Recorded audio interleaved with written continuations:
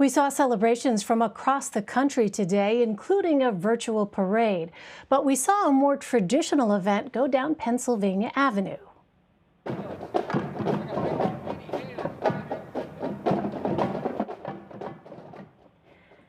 The Howard University Marching Band escorted Vice President Kamala Harris. She is a Howard alum, and so too is CBS This Morning Saturday co-host Michelle Miller, who has graciously agreed to join us today. Michelle, it is so wonderful to see you, my friend. So we all saw your piece earlier this week on Vice President Harris's love for Howard and her sorority, Alpha Kappa Alpha. Remind us, Michelle, of the significance of Howard, of historically Black universities, and Black sororities and fraternities. How it is that they help prepare people for leadership roles. Oh, goodness, they do everything that every other university in this country has done, but it is a safe haven, really. You know, I have to go back to the beginning on why HBCUs were founded as a bridge for formerly enslaved people to bridge into freedom. And the radical Republicans of the 1860s saw that, you know, there needed to be folks who were not only educated, but who had, you know, opportunity. And so with the establishment of the Freedmen's Bureau, the president being actually the founder of Howard University, they were able to not only provide these colleges, starting with Fisk and then Howard and then Hampton Institute, but some 3,000 schools across the country for African Americans in the South. And keep in mind, these were institutions that lay the groundwork, were the model for educating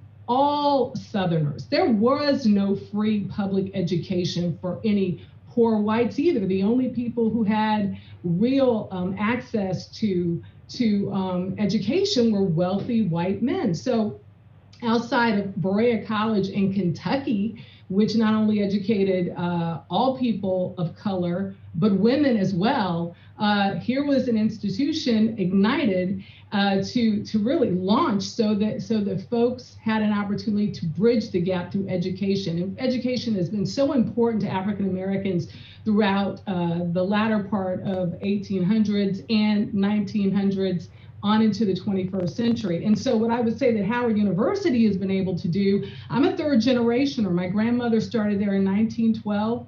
And then my father, he got his medical degree there as well. Not only did it provide an excellence in education, it provided an education that many African Americans were not giving about their own people and the great things that they had done. They gave me my first education on Reconstruction and the history of Africans pre-slavery. So that's what they do. And they were a safe haven. Imagine the terror that took place across the South after Reconstruction that, you know, I've talked about in so many of my pieces. I mean, this is a big subject matter that I think every American needs to have a real understanding about. And I know I'm going off script here, but what it did for me was it gave me a sense of pride. And when I think about so many firsts, think about it. So we have Kamala Harris, first woman, first Black, first Asian American to be Vice President of the United States.